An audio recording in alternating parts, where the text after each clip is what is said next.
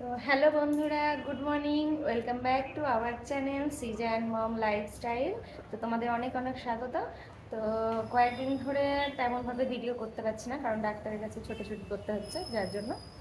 তো আজকে আমাদের লাস্ট ডে হায়দ্রাবাদে। তো আমরা ব্যাগ ট্যাগ সব গোছানো হয়ে গেছে। এই দেখো, তোমাদের দেখাই, দেখো ব্যাগ ট্যাগ সব রেডি।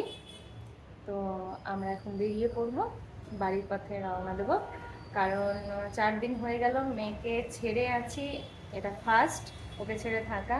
তো মনটা খুব খারাপ করছে। এখন ডাক্তার যেহেতু দেখানোর নেই, 6 মাস পর আবার ডেকেছে, 6 মাস পর আবার আসতে হবে।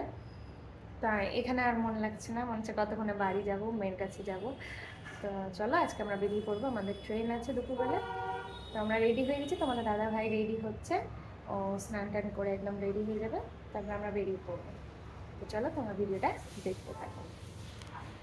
আর তোমাদেরকে আমাদের হোটেল রুমটা দেখানো হয়নি, তো এটা হচ্ছে আমাদের হোটেল রুম।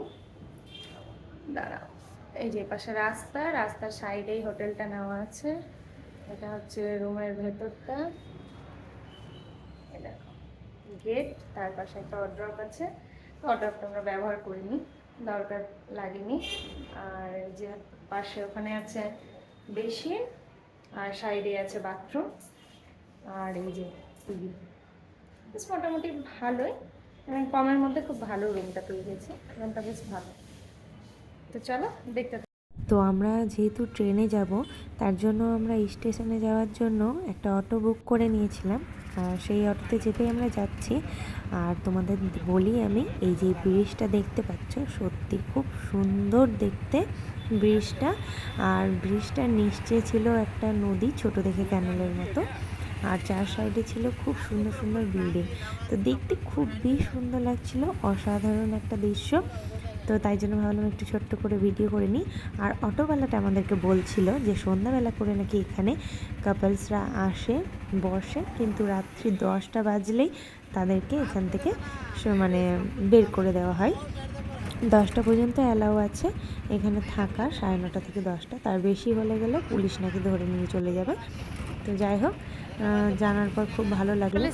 হায়দ্রাবাদি স্টেশন, এটা চত্বরটা। তো চলো ভেতরে যাই। এই যে তোমার দাদা ভাই।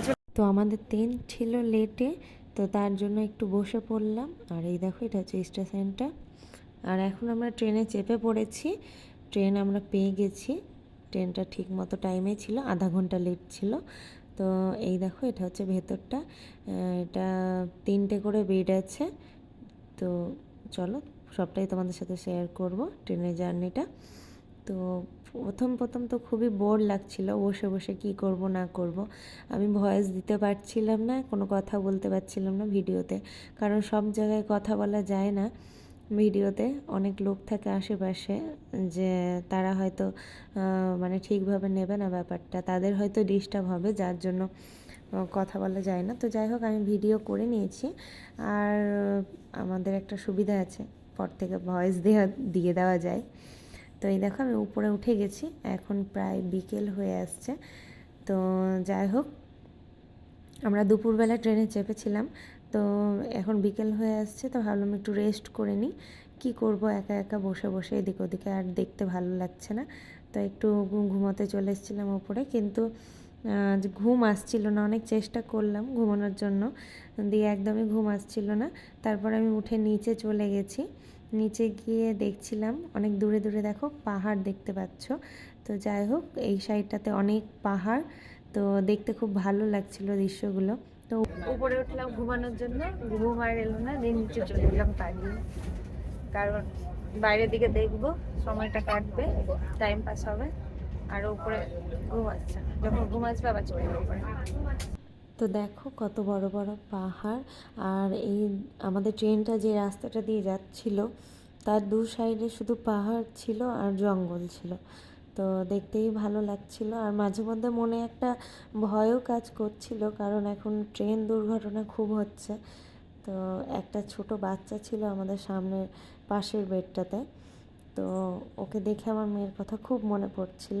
আমি এর থেকে 1 বছরের ছোট বয়সে, কিন্তু যাই হোক, খুব মেয়ের কথা মনে পড়ছিল ওকে দেখে। আর এই দেখো, রাতের আমরা খাওয়ার অর্ডার করে দিয়েছিলাম, খাবার চলে এসছে।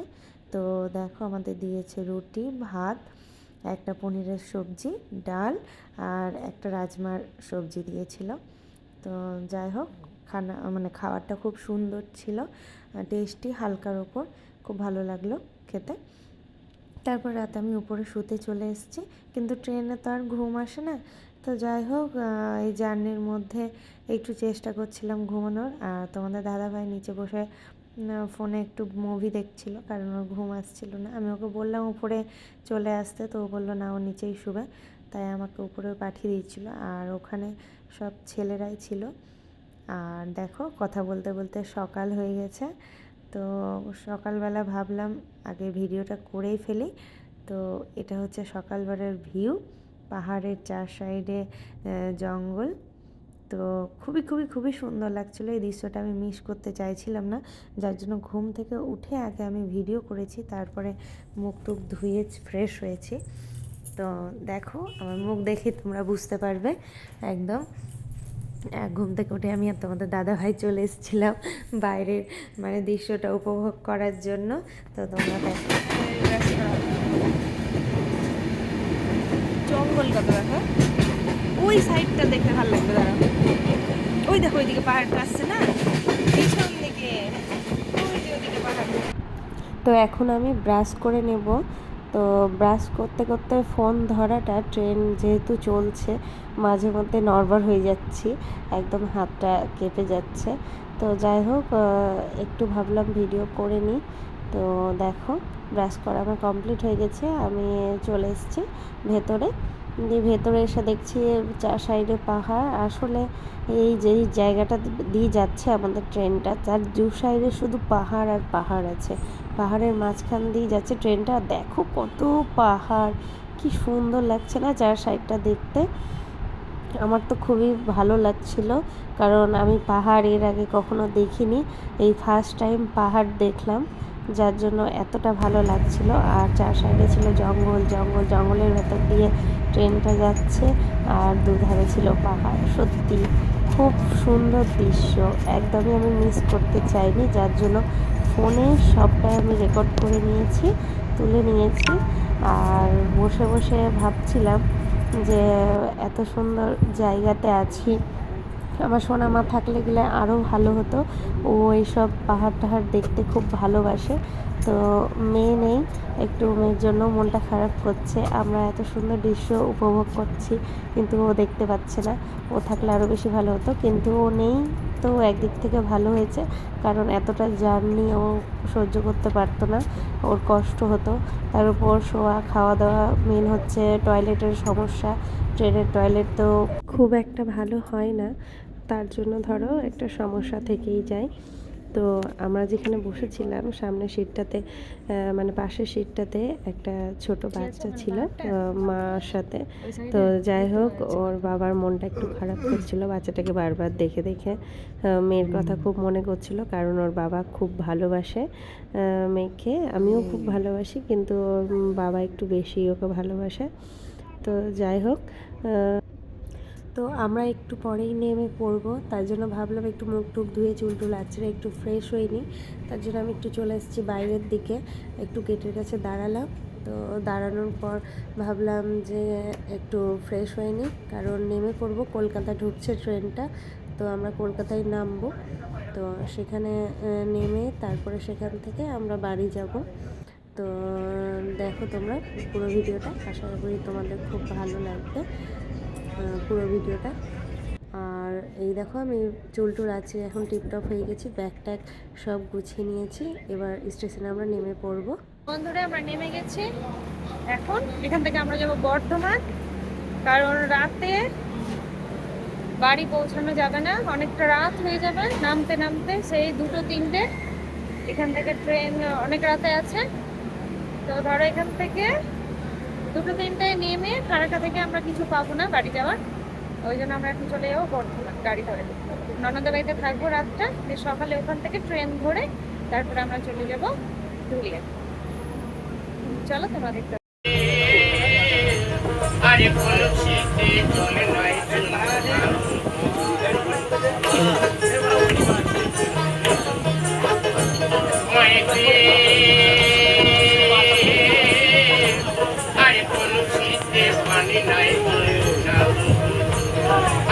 হাঁটিতে না পারে রাধা, আরে হাঁটিতে না পারে রাধা, পায়ে নূপুর মাইতে চলে না যায়, চলে না যায়, মায়ে হে কলক্ষিনী রাধা। এটা ছিল পরের দিন সকালে। আমরা এখন বাড়ির দিকে রওনা দিয়েছিলাম, আর ট্রেনে উঠেই দেখতে পেয়েছিলাম বাউল গান, তাই একটু ভিডিও করে নিয়েছিলাম। তো আমরা পাকুড়ে নেমে গেছি, ফাইনালি বাড়ি চলে এলাম। তো বন্ধুরা আজকের মতো ভিডিওটা এখানে শেষ করছি, দেখা হবে আগামীকাল নতুন একটা ভিডিও নিয়ে। আজকের মতো টাটা।